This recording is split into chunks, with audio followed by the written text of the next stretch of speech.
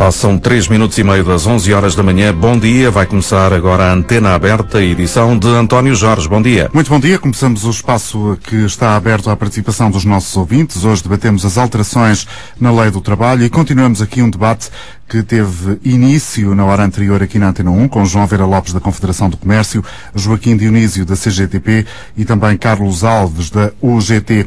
O chamado Pacto Social deixou de fora, como se sabe, a CGTP. A Intersindical recusa as alterações propostas pelo Governo para as leis do trabalho, ou seja, despedimentos mais fáceis e mais baratos, menos férias e feriados, bancos de horas e remuneração mais baixa no que diz respeito às horas extraordinárias.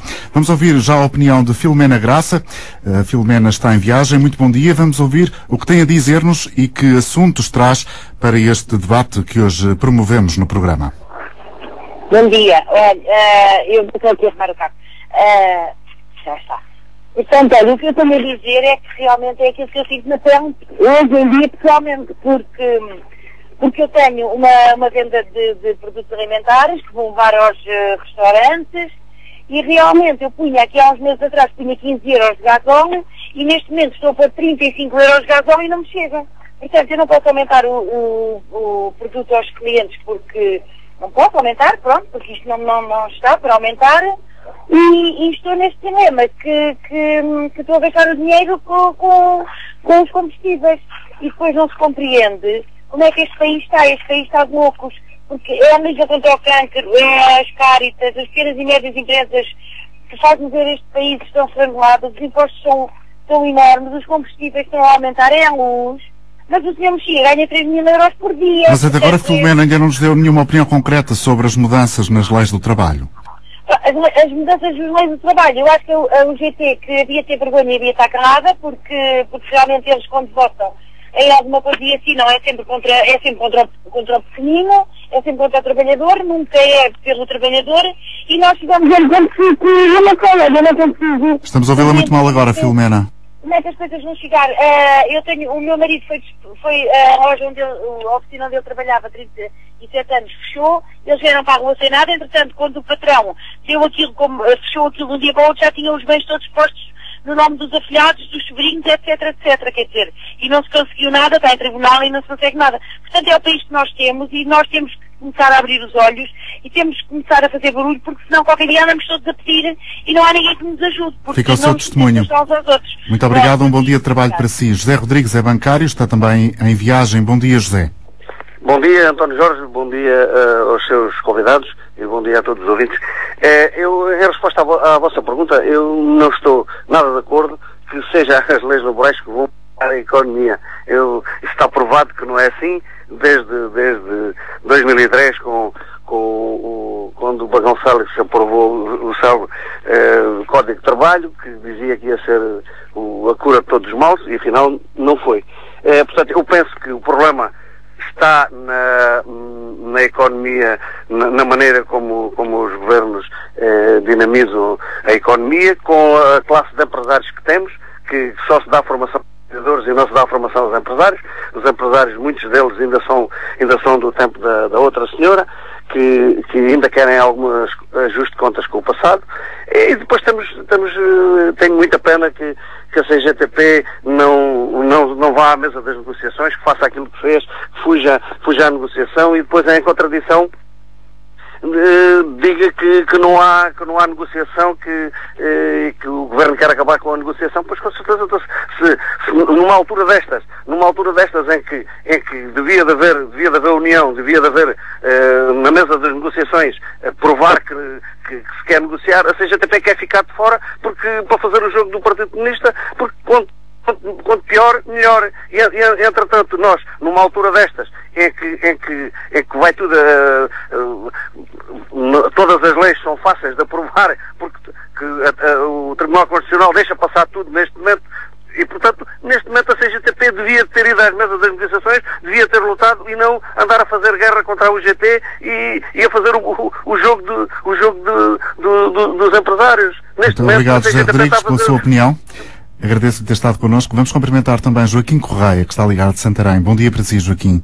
Bom dia, António Jorge. Eu disse ao seu colega que era da Vila de Amiais de Baixo, mas vocês não sabem escrever isso? Não sei. Bom, Amiais de Baixo pertence ao Concelho de Santarém. Bom, mas tirando esta parte, está a ouvir-me, António? Completamente.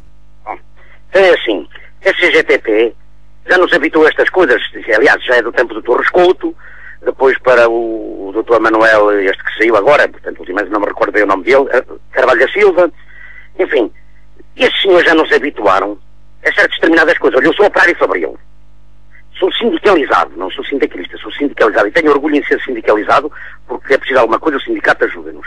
Mas um sindicato não pode servir só para o deito abaixo. O sindicato também tem que ter outros objetivos e tem que ter outras ideias, não é sempre o assunto do deito abaixo. Repara, nunca estão de acordo com nada.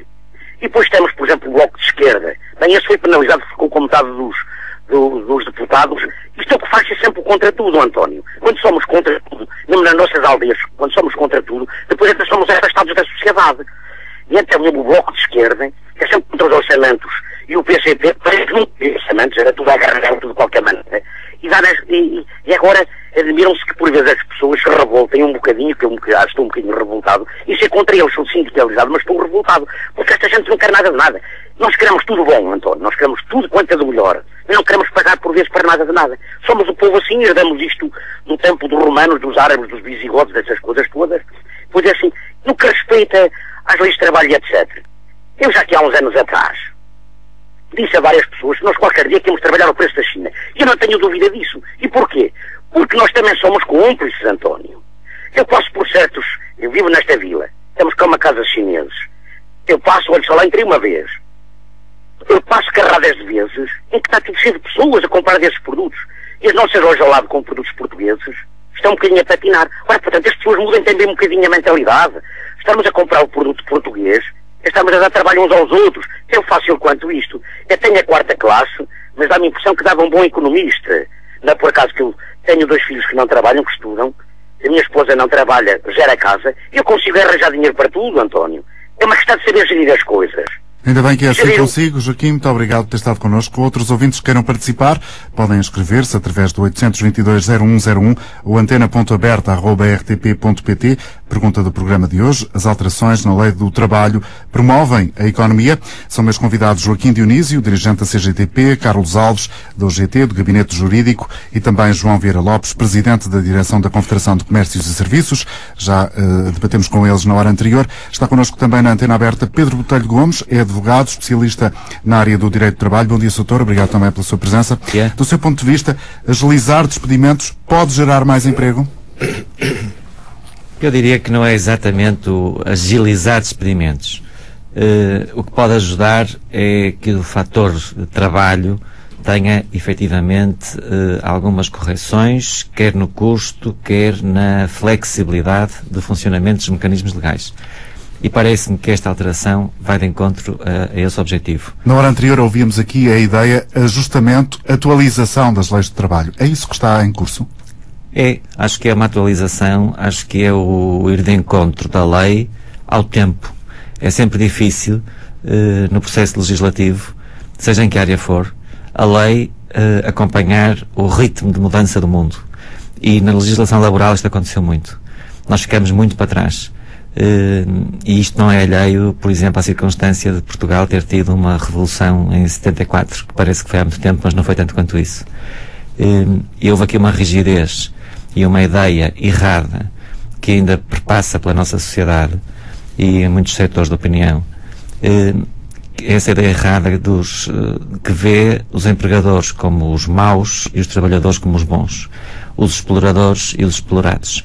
E nós temos que dar um salto para lá destes conceitos e destas ideias feitas. Aliás, a nossa lei foi marcada pela proteção do trabalhador. Uma proteção muitíssimo excessiva, que criou uma rigidez no mercado de trabalho com efeitos altamente perniciosos e uma rigidez que se veio a acentuar ainda por referência ao período revolucionário pós 25 de Abril, se quiser. Em 76, nós estávamos a ter a primeira legislação de contratos a prazo sem qualquer exigência. Passou a poder-se contratar a prazo em 1976 sem qualquer requisito. É a prazo, ponto final, por 1 ano, por 3 meses, por 9 meses, fosse o que fosse. E daí para a frente foi-se tornando mais rígido, por exemplo, esse mecanismo. Era necessário justificar o prazo, com o motivo diretamente que permitisse perceber exatamente a razão da contratação e o prazo estipulado. Portanto, foi-se sempre caminhando num percurso de rigidez e não de flexibilidade. E chegamos ao ponto a que chegamos. E há pouco o ouvinte dizia, com razão, porque é que a CGTP, por exemplo, não veio à mesa das negociações quando se esteve em concertação social a trabalhar nestas matérias? Há pouco, na primeira parte do vosso debate, eu vinha a ouvir no carro e havia uma referência, por exemplo, aos instrumentos de natureza económica das empresas que vão passar a ser obrigatórios, ser facultados às estruturas sindicais em caso de layoff. E de alguma maneira havia alguma ironia, percebia-se nos seus convidados que havia quem achasse que para que é que os sindicatos querem isso. Essa visão também é errada. Os sindicatos têm exatamente que querer isso. As comissões de trabalhadores têm que querer isso. E o sindicalismo tem que ter uma atitude nova e tem que ter nas suas estruturas quem tenha competência para agarrar naqueles papéis que vêm das empresas, com os números, e perceber se de facto está ali uma situação de dificuldade ou se está ali alguma manobra artificial que se pretende combater. Carlos Alves e Joaquim Dionísio, uma reação a esta análise. Carlos Alves, primeiro, da UGT. Bem, para já cumprimentar o Dr. Pedro Botelho Gomes, que já tivemos a ocasião de debater noutras ocasiões e nem sempre concordamos com tudo. E, de facto, às vezes fala-se aqui da lei como sendo um fator essencial, foi também um fator essencial para o dinamismo da nossa economia. Aliás, acho que foi mais ou menos unânime aqui entre as pessoas, entre os vários intervenientes, o Joaquim Dionísio e o João Vieira Lopes, que, de facto, não é propriamente o fator mais essencial para a nossa economia, não seria a legislação laboral. Agora, também não é verdade que houvesse uma proteção excessiva do trabalhador. Aliás, a lei do trabalho aparece historicamente que continua a existir, precisamente para evitar por se considerar que não existe um trabalhador e um empregador em pé de igualdade. E, portanto, há aqui se calhar um fortalecimento daquilo que é a relação coletiva de trabalho para haver um equilíbrio de forças. Depois, um outro fator que também não será propriamente verdade é que não existe a flexibilidade no mercado de trabalho português. Aliás, há geralmente flexibilidade pelos maus motivos, tanto que o número excessivo de contratos a termo e as muitas ilegalidades que são cometidas fazem com que o mercado de trabalho português seja aquele que mais depressa se ajusta em ocasiões de crise, e com o desemprego a aumentar até mais rápido do que aconteceu noutros países. Agora, de facto, assim, o GT não disse que estas alterações eram positivas. Considerou que no quadro de um acordo global que tem medidas que são positivas para a economia, positivas para os trabalhadores, e que contém medidas que são menos penalizadoras, porque conseguimos pôr alguns travões, medidas menos penalizadoras do que tinha o memorando da Troika, que esse sim introduzia uma grande desregulação. E, inclusive, uma coisa que ficou consagrada, que foi uma salvaguarda importante, é que o Governo se comprometeu a não introduzir mais alterações além destas na legislação laboral sem haver acordo com os parceiros sociais, o que trava de alguma forma alguma agenda de desregulação que tinha começado com meia hora, mas que ia para outras matérias se de facto não houvesse este travão. Mas de facto aqui é importante perceber que o contexto em que estamos a funcionar. Uma coisa que considero importante salientar é que de facto os sindicatos têm que assumir, se calhar nesta fase, uma postura mais proativa. E o UGT tentou fazer isso, os seus sindicatos também o têm feito no terreno, nomeadamente até por via da negociação coletiva, mas há aqui questões que por vezes parece que não são bem entendidas. Agora, um fator essencial que é aqui focado e que nós gostaríamos eventualmente ter ido mais longe até neste compromisso tripartido, neste acordo tripartido da concertação social, é a questão da justiça. Várias pessoas falaram nisso. As leis em Portugal conferem uma proteção ao trabalhador que nem sempre está devidamente assegurada, e em casos muitas vezes de despedimento, o que nós assistimos ao de encerramentos ilícitos de empresas, assistimos a processos que se arrastam muitos anos nos tribunais. De resto, a propósito disso que está agora aqui a citar, o Inspetor-Geral da Autoridade para as Condições do Trabalho disse-nos hoje, na Antena 1, que há muitas empresas que estão a fechar portas sem dinheiro para pagar as indemnizações e estão também a aumentar os casos de trabalho não declarado e as insolvências fraudulentas. Ora, este assunto merece também um pedido de comentário, por exemplo, a Joaquim Dionísio, da CGTP, que certamente quererá ainda deixar alguns esclarecimentos relativamente ao que foi dito anteriormente.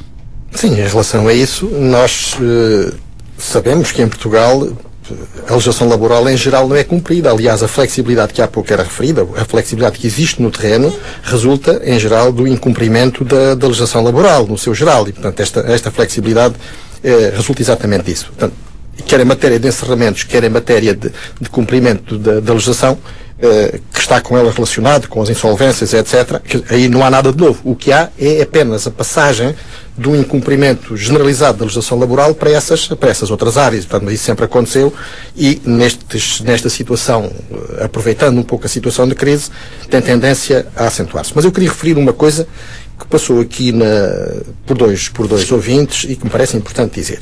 A CGTP não foi à mesa da negociação. A CGTP esteve na mesa da negociação até ao último dia. Esteve e não houve nenhum ponto relativamente ao qual a CGTP não tenha apresentado propostas. Nós apresentámos propostas, quisemos negociar, procurámos negociar. Agora, é preciso que as pessoas tenham uma noção do modo como funciona aquele sistema. Em primeiro lugar, se estiveram atentos, verificaram que o Governo, antes de surgir na mesa da negociação, ou de pertença à negociação, fez anúncios prévios. Isto é, o Governo anunciava uma medida e depois passava à mesa de negociação. O que é que restava para os parceiros sociais?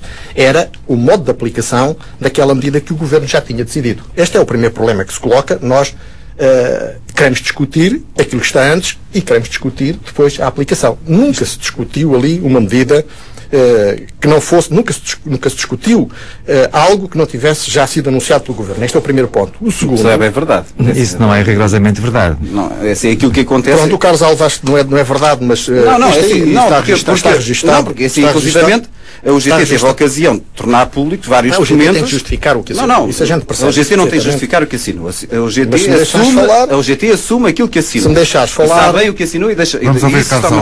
A não ser que queiras ser aqui o advogado do Governo. Agora, houve um conjunto de matérias em que, de facto, houve propostas que foram da UGT e que, inclusivamente, nós entregámos documentos até à própria comunicação social, que são documentos que foram públicos e foram encaminhados para o Governo, que continham medidas que considerávamos importantes, que, não só na área da legislação laboral, mas noutras matérias fundamentais, como é o caso do combate à economia informal. Eu gostava de ter tempo. Em que, mas é rápido. Eu gostava de ter tempo.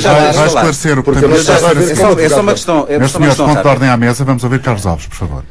E que a UGT entregou documentos ao Governo com propostas escritas para um texto de compromisso tripartido e em que muitas delas foram incluídas neste acordo. Eu não é estar a defender o Governo. De facto, houve muitas matérias em que aquilo que nós propusemos não foi acolhido, como é óbvio, assim como aquilo que os patrões também propuseram, em muitas coisas teve que haver cedências. Agora, questões importantes e fatores que nós achávamos determinantes para a nossa economia, como é o caso do combate à economia informal ou as políticas ativas de emprego, as propostas da UGT foram aceitas e foram integradas neste acordo. E nós temos documentos que, aliás, foram disponibilizados publicamente e que comprovam isso mesmo.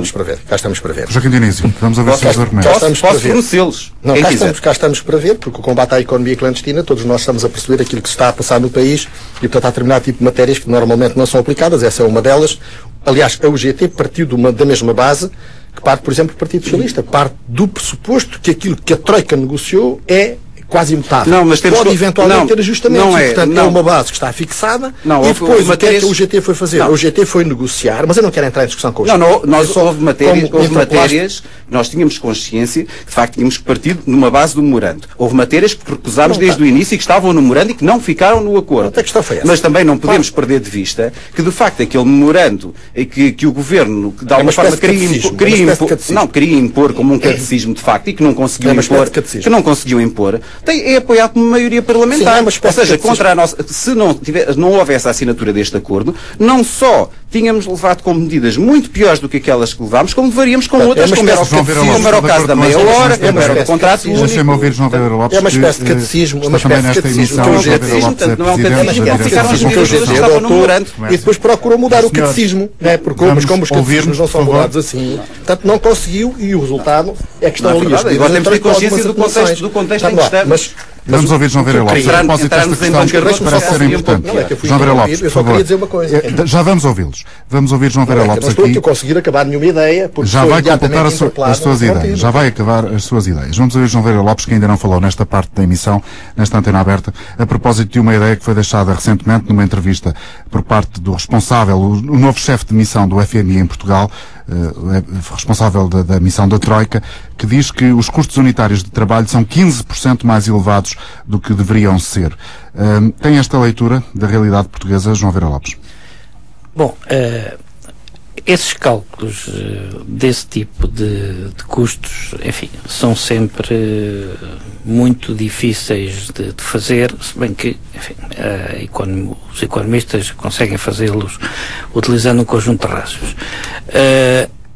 No entanto, existe um conjunto de áreas em Portugal onde isso é verdade. Quais são essas áreas? Nomeadamente um conjunto de áreas ligadas à indústria, onde isso é exatamente verdade, na medida em que a produtividade é baixa. E aí é que está a questão de fundo, que é a questão da produtividade. E ao longo desta discussão, confundiu-se bastante produtividade com competitividade e com baixa do custo médio do salário.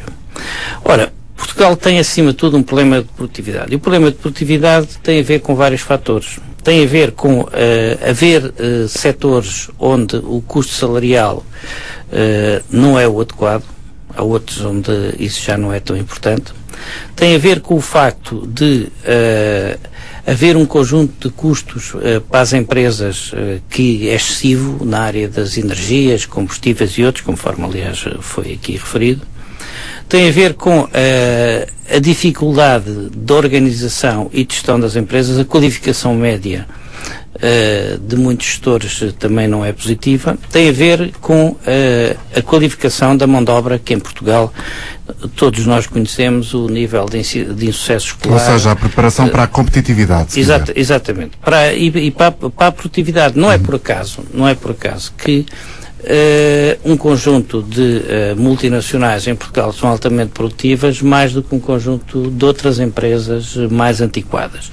E não é por acaso que as mesmas pessoas, e Portugal hoje em dia exporta, passo o termo, quadros altamente qualificados que em multinacionais de todo o mundo e em empresas de todo o mundo, quer dizer, competem perfeitamente. Agora, a questão de fundo que se põe e que se pôs durante todo este processo é o seguinte. Existem uma série de economistas, e alguns dos quais, enfim, têm influência na política deste governo, que consideram que em Portugal basta baixar os custos do trabalho, alguma flexibilização laboral e um conjunto de medidas altamente recessivas para a economia se relançar. Nós nunca partilhamos dessa opinião. Apesar de considerarmos que é importante, e refiro, é importante as alterações à lei do trabalho e a flexibilização, continuamos a pensar que muitas leis do trabalho estavam datadas, mas que, por si só... não é um caminho suficiente. Isso não é suficiente. E, portanto, neste momento em Portugal existe um problema de fundo que nem este governo, nem a Troika, nem ninguém consegue resolver, e enquanto não conseguir resolver, quer nós queiramos, quer não, a nossa evolução vai ser muito semelhante ao que está a passar na Grécia. É o problema do financiamento da economia. A banca em Portugal teve estruturalmente e tradicionalmente uma visão da economia muito ligada àquilo que se chamou as garantias reais. Por isso é que durante 10 anos, apesar da parte da construção e correlativos valer cerca de 18% do produto interno, ou seja, da produção nacional, recebeu 70% do crédito. Ou seja, em Portugal nunca se deu crédito ao empreendedorismo, nunca se deu crédito ao risco, nunca se deu crédito às ideias, nunca se deu crédito à imaginação. Só se deu crédito ao cimento armado e às ferragens, ou seja, às máquinas. Bom, e por isso Portugal, por essa via, em nossa opinião, não tem grande futuro, na medida em que existem indústrias que até neste momento se reconverteram e bem, como o têxtil, como o calçado, e existiram outras, existem alguns setores do automóvel e outros, mas tem que ser precisamente nessa área dos serviços, da criatividade, do valor acrescentado, da imaginação, dos novos negócios, que é possível... Mas esse cenário que está a descrever, João Vieira Lopes, vai ser potenciado por estas novas regras? Até que ponto é que, por exemplo, essa ausência que agora aqui identificou de crédito para ideias de risco, digamos assim, para empreendedorismo, podem ser facilitadas com as leis? Ou não há qualquer tipo de relação? São duas realidades. As leis facilitam o funcionamento das empresas. Vamos lá ver, que isso que fique claro. Agora, sem o outro complemento, dizendo em bom português, não vamos lá.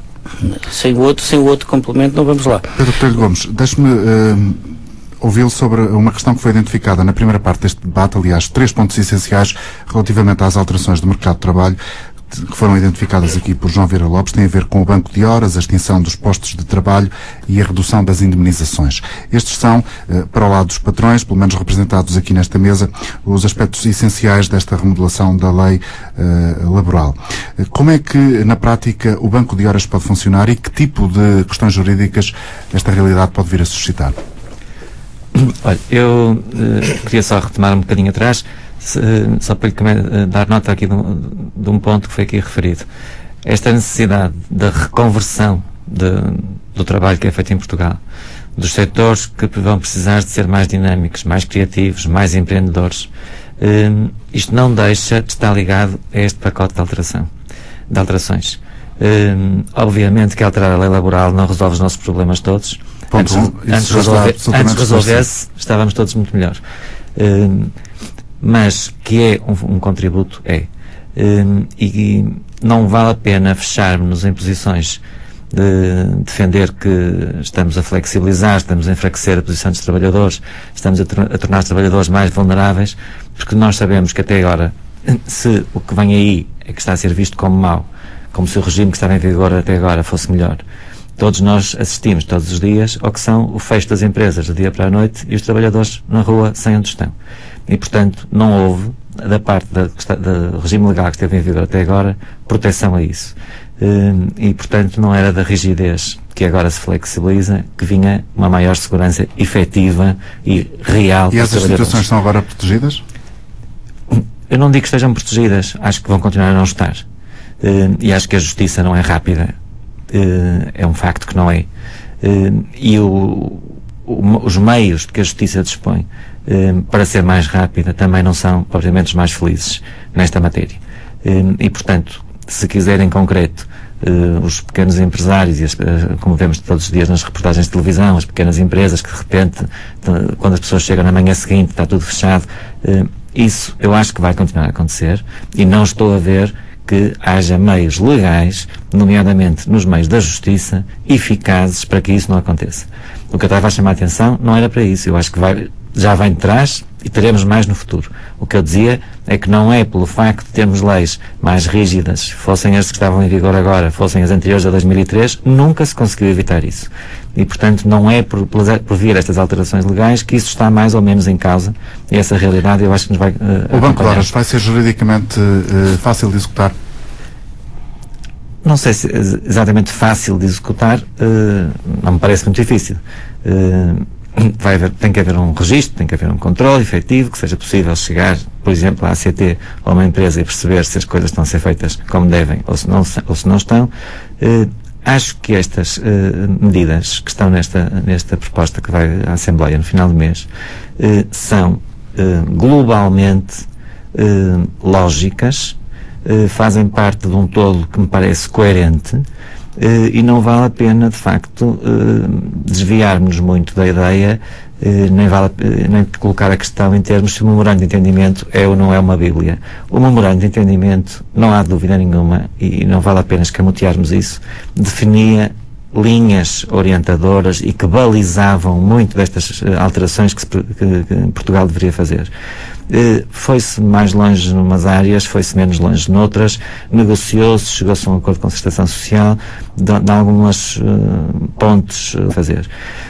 Foi-se mais longe numas áreas, foi-se menos longe noutras, negociou-se, chegou-se a um acordo de concertação social, de algumas pontos os representantes das estruturas empresariais terão cedido, noutras terão cedido as estruturas sindicais, mas não vale a pena escamotearmos que estávamos, de facto, dentro de um caminho definido, com linhas balizadas pelo memorando de entendimento.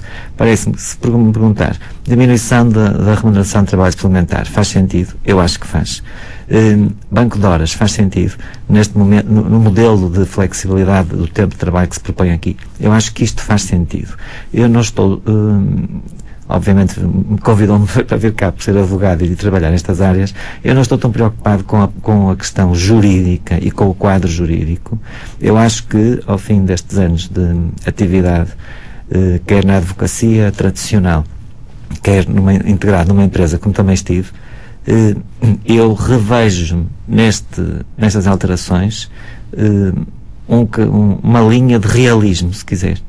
Acho que isto corresponde e vem dar respostas a problemas concretos das empresas.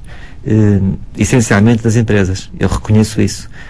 O que está aqui trabalhado é um sistema que permite adaptar mais a vida das empresas ao que é o dia-a-dia de hoje, da economia, do país. Desfavorecendo os trabalhadores? Se quiser, em algumas coisas desfavorecendo, eu admito que sim.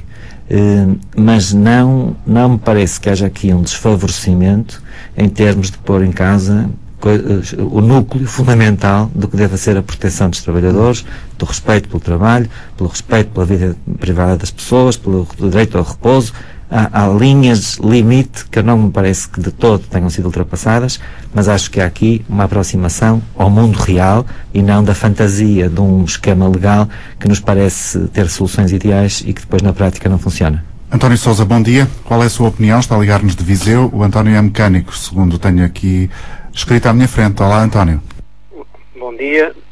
Eu, para além do tempo que estive à espera, mais de um quarto, eu ainda fiquei mais confuso. Porque realmente as pessoas, os convidados que estão aí na mesa, eu analisando-os um bocadinho, eu se fossem automóveis eu tinha que os mandar reparar a todos. Esse advogado, com o devido respeito, ainda me confundiu mais. Porquê? Porquê? Porque eu reparei que ele tem uma linha, ele com certeza não será trabalhador, se calhar até, vou imaginar que até é de uma família bem, porque diz que concorda com tudo que está a ser Vamos feito. aos aspectos substanciais das declarações que aqui foram feitas. Estamos a falar das leis de trabalho. O seu advogado diz que concorda com tudo, até que chegou ao fim para dizer que realmente os trabalhadores é que são prejudicados. O senhor da UGT está naquela posição de advogado do diabo, que gosta assinou um tratado que é prejudicial aos trabalhadores. Eu sou um trabalhador, portanto, eu sou uma pessoa que não teve formação, tive que trabalhar muito novo, desde os 14 anos que trabalho. Portanto, e qualquer lerdo vê o que eles assinaram. Estou mais de acordo com a posição da CGTP. Gosto ou não se gosta. Eu não sou comunista, não sou sindicalizado, mas realmente gosto de pessoas que lutam por ideais e que permanecem inabaláveis. Ou seja, ao longo dos anos que eu tenho, o que eu tenho visto é que o GT faz sempre a perninha para o lado dos patrões. E porquê? Porque a UGT basicamente está dirigida por indivíduos ligados ao PS e PSD, como toda a gente sabe. A linha da CGTP, vamos falar a verdade, está ligada ao PCP, que é uma linha, goste ou não se goste, concreta, porque a gente quando se quiser votar no PCP sabe que tem. António, das alterações que são anunciadas Pronto. E que Portugal vai viver não tarda nada, quais são? A questão não é essa, é tentar perceber se os nossos ouvintes já entenderam as alterações que aí vêm e quais são aquelas que mais os preocupam. Tirando um senhor que falou para aí que diz que era trabalhador, que geria a casa, que a mulher não trabalhava, repare só, eu tenho 2 filhas e vejo uma rasquinha, entre aspas, para governar a minha casa. Não devo nada a ninguém, a não ser ao banco, sou feio de banco, não é? Não sei se sou advogado é refém de banco. Tá. Tirando o senhor que diz que é trabalhador, consegue governar a sua casa com o seu ordenado, tem a mulher em casa, ainda consegue pôr os filhos na faculdade, não é? Que é um caso único no país e que se virou precisamente contra a CGTP, porque não sei o quê, porque não sei o que mais. Tirando esse senhor, eu creio que a maior parte dos portugueses já acordaram que nada do que está assinado é a favor dos trabalhadores. E não é preciso o senhor do GT andar aí às voltinhas sempre a atacar o outro. Está visto, assinaram, assumam. Vocês não defendem os direitos dos trabalhadores. Os direitos dos trabalhadores, como o senhor que diz que governava a casa, que vamos acabar a ganhar o que os chineses ganham. Portanto, ele também é incongruente, diz uma coisa de um lado e depois bate no outro. É quase como o senhor advogado que está aí. Pronto.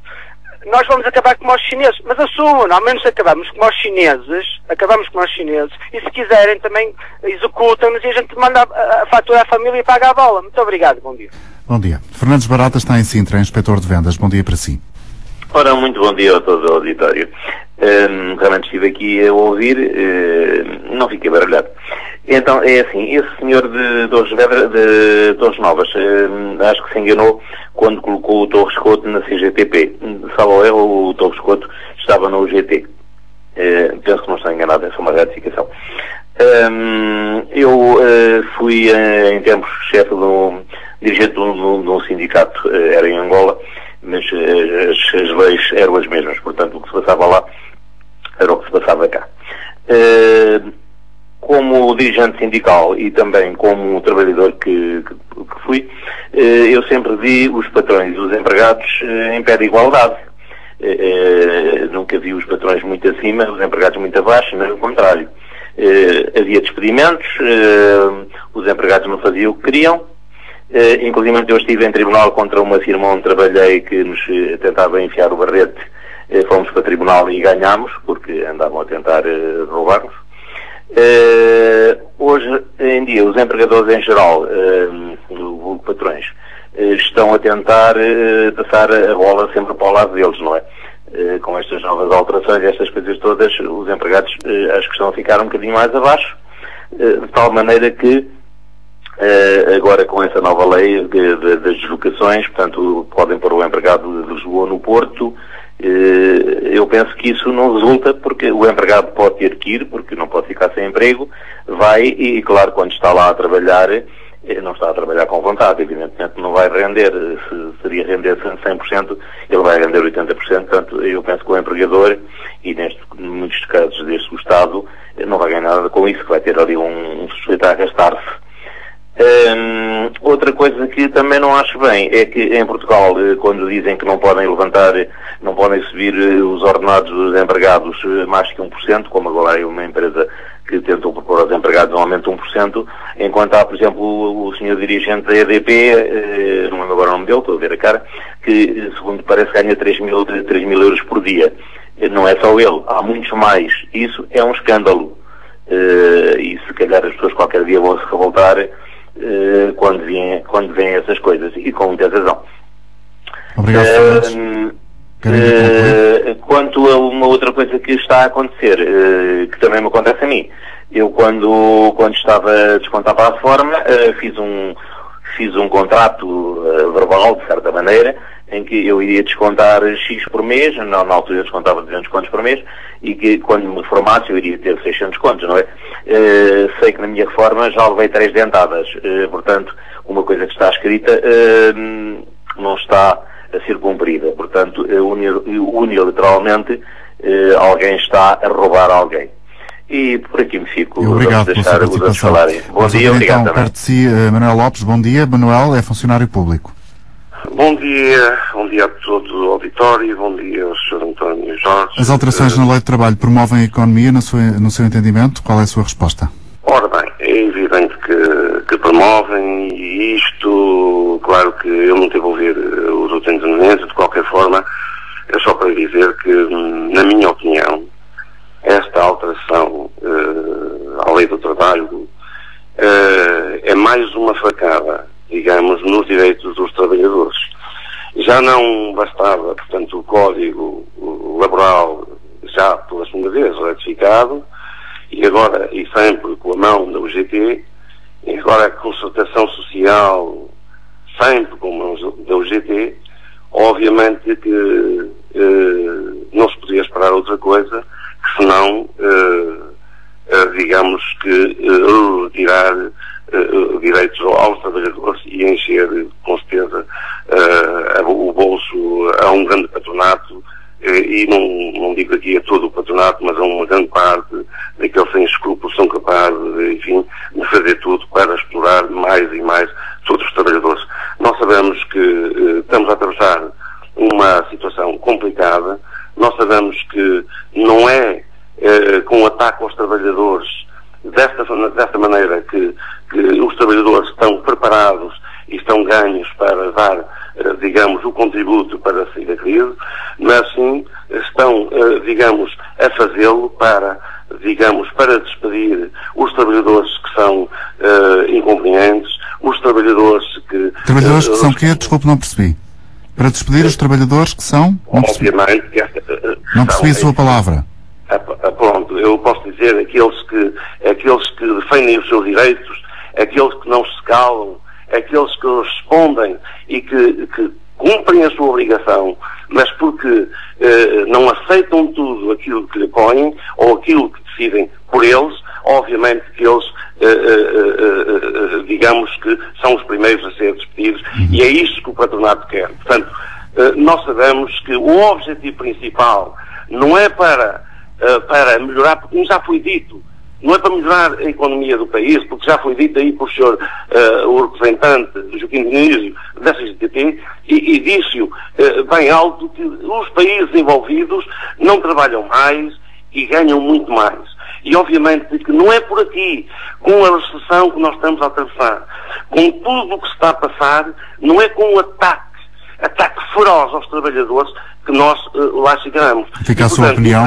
Eu penso que, já agora só mais um momento, é que eu penso que deve haver, digamos, de parte das forças deste país, do governo e das forças sociais, de forma que haja, digamos, um entendimento, mas no sentido de que o direito dos trabalhadores seja salvaguardado. Eu só queria fazer aqui um apelo de que aos trabalhadores da UGT, inclusivamente, para que se batam contra esta traição dos seus dirigentes e que dia 22 de março vão à greve juntamente com os trabalhadores da CGTP. Está feita a sua intervenção, Manuel, muito obrigado. Vamos avançar, se me permite. Ofensiva, que é uma ofensiva desgraçada contra o povo português e contra os trabalhadores. Vamos ouvir Gabriel Gomes, antes de voltarmos aos nossos convidados. O Gabriel está em Estarreja. Bom dia. Bom dia.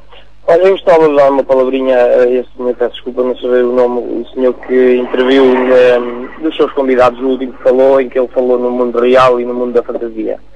É assim, eu acho que ainda no mundo da fantasia são esses cifras, que é assim, eu trabalho desde os 16 anos, tenho 27 anos, deixei de estudar e pus-me a trabalhar porque infelizmente sou filho de famílias pobres.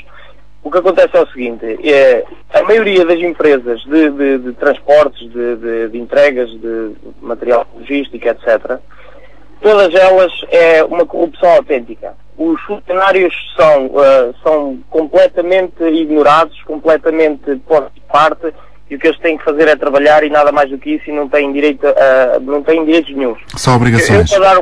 Exatamente. Eu para dar um exemplo, eu trabalhei numa empresa onde a empresa, eu trabalhava desde as 6:30 da manhã, aí até às 7, 8 da noite. O que já estava a fazer uma carga horária excessiva. Vieram com um papel para termos mais horas, aquele papel agora não me lembro o nome, de horário de trabalho, de não ter horário de trabalho. Agora não me lembro o nome desse papel. O que é certo é que nós teríamos que receber mais qualquer coisa por causa desse papel. O que é certo é que a folha de vencimento foi alterada e nós continuamos a receber o mesmo. Eu trabalhei noutra empresa onde eu estava no fundo de desemprego, dei baixa do fundo de desemprego para ir trabalhar para essa empresa. O que é que acontece? O meu patrão sempre me falou em contrato, etc. Eu passado 5 meses de lá estar, estava farto de chatear a cabeça ao patrão, o contrato nunca mais aparecia. Fui ver, os descontos não vinham, e eu pensei para mim, bem, isto não pode continuar assim, quer dizer, qualquer dia vem a Segurança Social em cima de mim, então mas desde baixo do fundo de desemprego, onde é que estão os descontos e etc, não é? O meu advogado mandou uma carta, e eu, pronto, por burrice, entre aspas, disse ao meu patrão que o meu advogado ia mandar uma carta. O que é certo é que eu mandei-lhe uma carta a despedir-me com justa causa por não estarem a ser cumpridos tantas horas de trabalho, porque eu entrava às 6 da manhã e havia vezes ser 10 da noite e eu a trabalhar. Vejam bem isto, ainda me falam em as pessoas trabalharem mais de meia hora por dia. Pelo amor de Deus, vamos e viemos, mas isto... A meia hora já caiu. Obrigado, Gabriel, tenham um bom dia. Vamos regressar ao contacto com os nossos convidados esta manhã, Pedro Botelho Gomes, Joaquim Dionísio, Carlos Alves e João Vieira Lopes. Pedro Botelho Gomes, começo por si, eventualmente, para deixar aqui alguma nota sobre o que foi dito por parte dos nossos ouvintes. Olha, eu acho que do que foi dito perpassa uma ideia central que eu acho que é importante combater e que tem que ver com uma questão cultural, se quiser, e que é das mais difíceis de mudar. É que nós temos que abandonar esta linguagem do trabalhador identificado como aquele que trabalha por conta de outrem, normalmente identificado com operariado, com tarefas menos especializadas, de pessoas de menor formação. É preciso perceber que trabalhador é toda a gente que trabalha e que vive do seu trabalho, e feito com competência, com empenho, com decência em tudo, nomeadamente que não mete baixas falsas, que não aproveita para trabalhar menos possível, porque isso também existe. Não vamos pintar um quadro cor-de-rosa e pouco verdadeiro de que trabalhador desprotegido, com pouca formação, em tarefas mais físicas, se quiser, trabalho mais duro, fisicamente mais duro, é um mundo em que tudo corre muito bem, face ao inimigo patrão. Isto não é assim. Não é verdade. João Vera Lopes certamente concordará com esta análise? Perfeitamente, até porque, como nós sempre referimos, uma das questões importantes e, enfim, que temos debatido, eu participo na concertação social há vários anos a representar a Confederação do Comércio e Serviços, é essa visão um pouco simplista de que todos os trabalhadores são bons, todos os empresários são maus. Isto não é verdade. Claro que existem empresários que têm atitudes, comportamentos e atividades menos legais, como existem também trabalhadores que cumprem bem as suas funções, têm sentido de responsabilidade, e outros que não têm. Por isso é que, desde o princípio, mesmo quando se discute de toda esta temática, enfim, dos despedimentos e das rescisões de contratos de trabalho, nós nunca vamos dizer que não poderá haver injustiças ou perseguições numa outra empresa, como não poderemos dizer que há pessoas que também, por vezes, tentam trabalhar o menos possível. Agora, o importante é que estas alterações à legislação, e é isso que nos levou, como já referi, a assinar o acordo desde o princípio, são alterações que não são alterações muito violentas, ao contrário do que se demagogicamente pode tentar dizer, são ajustamentos que se tornam necessários para adaptar as empresas à crise. Eu dou um exemplo. Nós temos, por exemplo, no comércio, empresas que têm períodos de baixa de trabalho durante vários meses por ano e que depois têm picos de trabalho, ou às vezes no verão, ou outras vezes no Natal.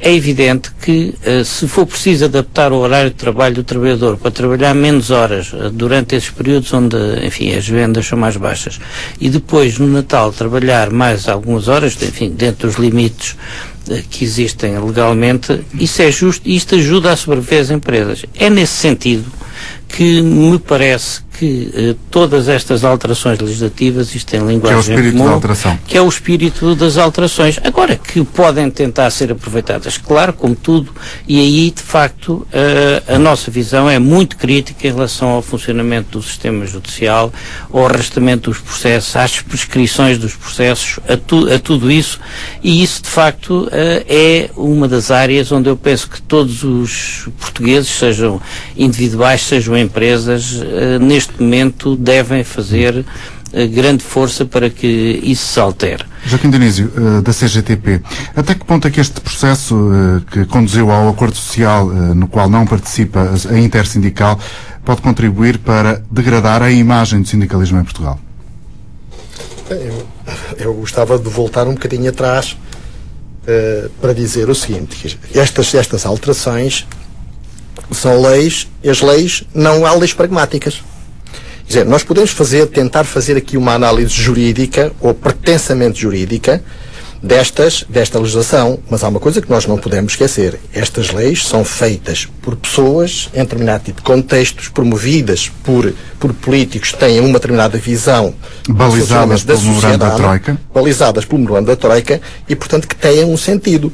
E o sentido que esta legislação tem é o mesmo sentido que vem desde 2003, sempre no sentido de reduzir os direitos dos trabalhadores. Eu queria dizer aqui, pessoas.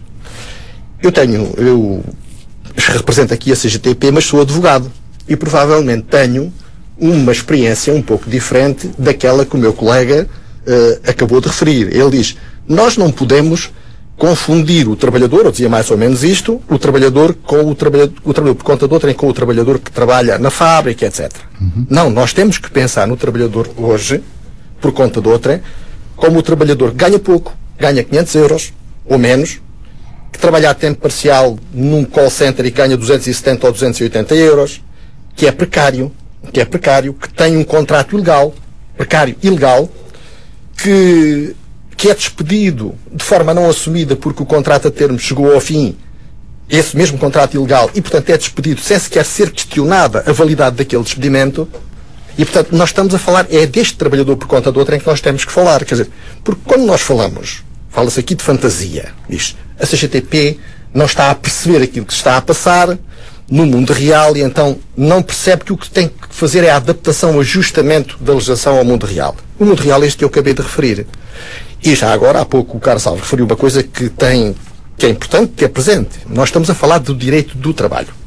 E o direito do trabalho só existe por uma razão. Este ramo do direito, que é um ramo do direito relativamente recente, em comparação com os outros ramos do direito, não é? Designadamente do direito civil, de onde ele é oriundo, o direito do trabalho só existe por uma razão.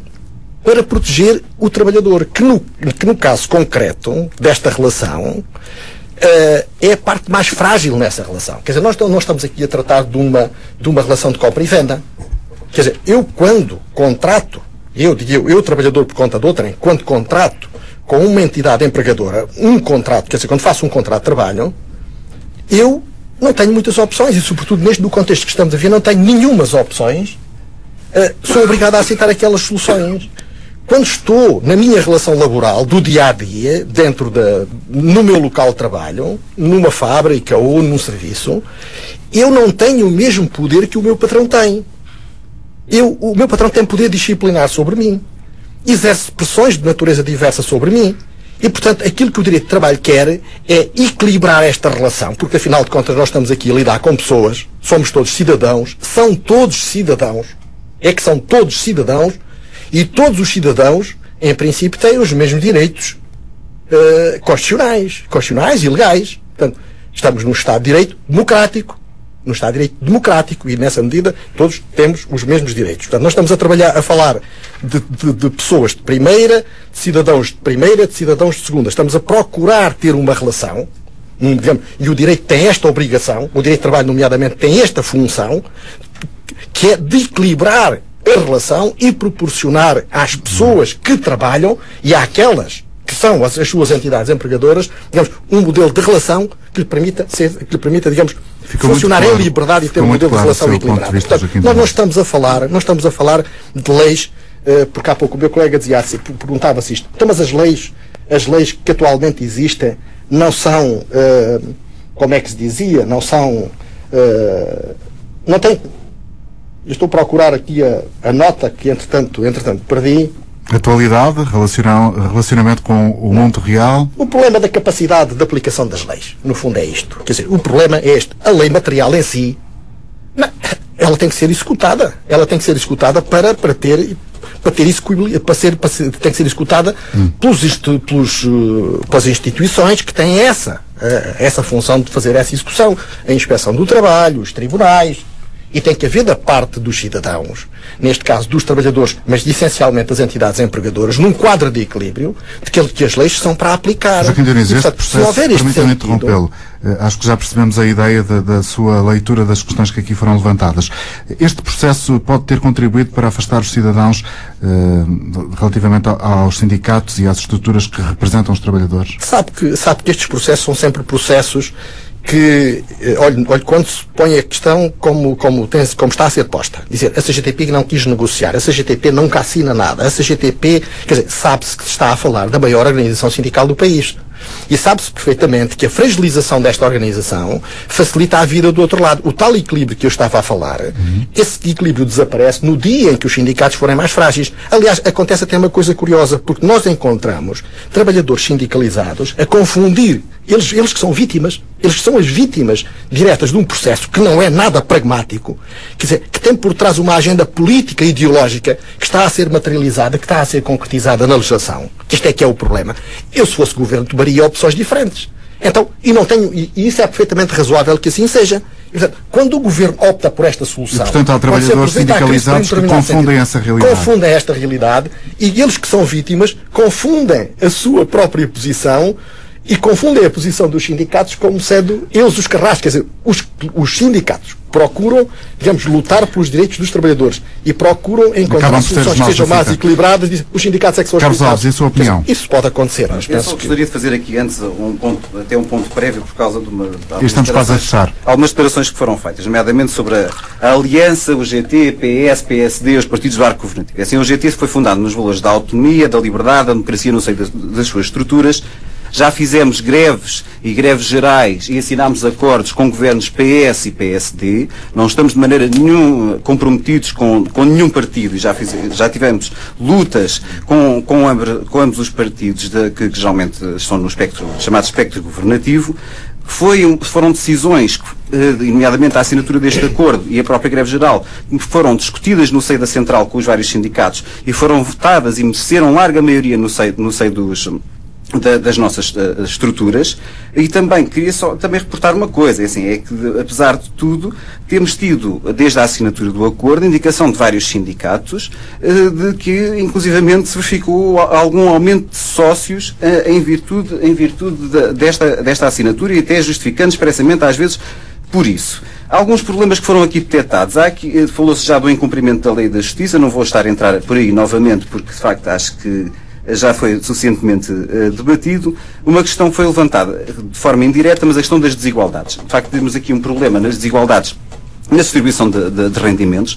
Em facto, sentimos que é um problema que afeta severamente o nosso país e, nesse aspecto, achamos que este acordo, de alguma forma, compromete o Governo a uma dinamização da negociação coletiva que tem estado parada e que continua a ser aquilo que é um mecanismo que nós consideramos privilegiado para combater essas mesmas desigualdades. Tem que ser uma prioridade do Governo essa, combate às desigualdades. O combate às desigualdades, o combate ao desemprego, a negociação coletiva como forma de corrigir essas desigualdades e, de facto, não esquecer aqui neste momento, como dizia o Dr. Joaquim Dionísio, mas com uma conclusão um pouco diferente, é que estas alterações se verificam num determinado contexto. E que quando pensamos apenas só comparar a legislação atual com a legislação anterior e nos esquecemos dos compromissos internacionais que são apoiados pelo Parlamento português, corremos o risco de entrar por um caminho em que os trabalhadores seriam extremamente penalizados por um conjunto de medidas que não só resultava do memorando e que se conseguiram travar, mas que o próprio Governo procurou impor. Agradeço a presença a todos nesta emissão, espero que tenha sido de alguma forma útil para quem acompanhou.